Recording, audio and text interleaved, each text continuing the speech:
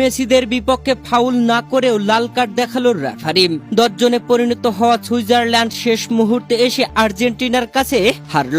Match শেষে উপস্থাপকের করা প্রশ্নের জবাবে একই বললেন সুইজারল্যান্ডের প্রধান কোচ মুরাত ইয়াকিন। প্রিয় দর্শক, সেমিফাইনালে ওঠার লড়াইয়ে আর্জেন্টিনার বিপক্ষে খেলতে নেমেছিল সুইজারল্যান্ড। আর এই ম্যাচে টানটান উত্তেজনার হাড্ডাহাড্ডির রুদ্ধশ্বাস লড়াই, যেখানে ম্যাচের 10তম মিনিটেই মেসির কর্নার কিকে অ্যালেক্সিস ম্যাক আলিস্টার গোল করে দলকে 1-0 এগিয়ে নেন।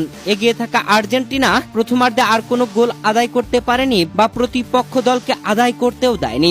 দুই দলের হাড্ডাহাড্ডি রুদ্ধশ্বাস লড়াই প্রথমার্ধে শেষ হয় 1-0-তে, যেখানে আর্জেন্টিনা 1-0 এগিয়ে থেকে দ্বিতীয়ার্ধে মাঠে নামার পরে সেই গোল পরিশোধ করে দিয়েছে সুইজারল্যান্ড। ম্যাচের 67তম মিনিটে ড্যান এন্ডোয়ে দুর্দান্তভাবে গোল করে সুইজারল্যান্ডকে সমতায় ফেরান।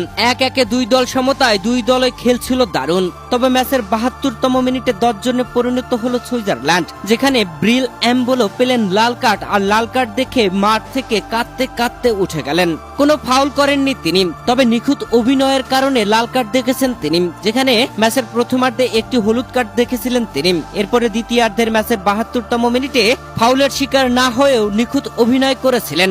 বড় আঘাত পেয়েছেন এমনটাই অভিনয়ে দেখাচ্ছিলেন ব্রিল এমবোলো।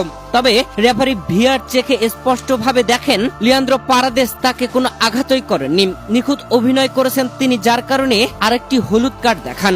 আর এই হলুদ কার্ডের সাথে 2 হলুদ কার্ড পেয়ে বাধ্য হয়ে লাল কার্ড পেয়ে মাঠ ছাড়তে হয়েছে ব্রিল এমবোলোকে। রেফারি হলুদ কার্ড দেখানোর পরপরই লাল কার্ডটি বের করে দেখান। 2 হলুদ কার্ড পেয়ে লাল কার্ড পেয়ে কান্না করতে করতে মাঠ থেকে উঠে যান ব্রিল এমবোলো। তবে 10 জনের দলে পরিণত হওয়ার পরেও আর্জেন্টিনার সাথে চোখে চোখ রেখে লড়াই করেছে সুইজারল্যান্ড।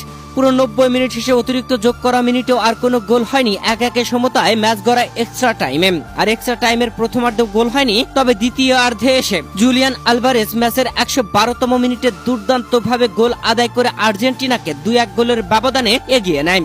এরপরে ম্যাচের 20তম মিনিট পার হওয়ার পরে অতিরিক্ত যোগ করার সময়ের প্রথম মিনিটেই লাউতারো মার্তিনেজ আরো একটি গোল করে সুইজারল্যান্ড পিছিয়ে পড়লে তা আর পরিশোধ করতে পারেনি। শেষ পর্যন্ত আর্জেন্টিনা 3-1 গোলের ব্যবধানে এগিয়ে থেকে দুর্দান্ত জয় তুলে নিয়ে বিশ্বকাপের সেমিফাইনালে জায়গা করে নিয়েছে।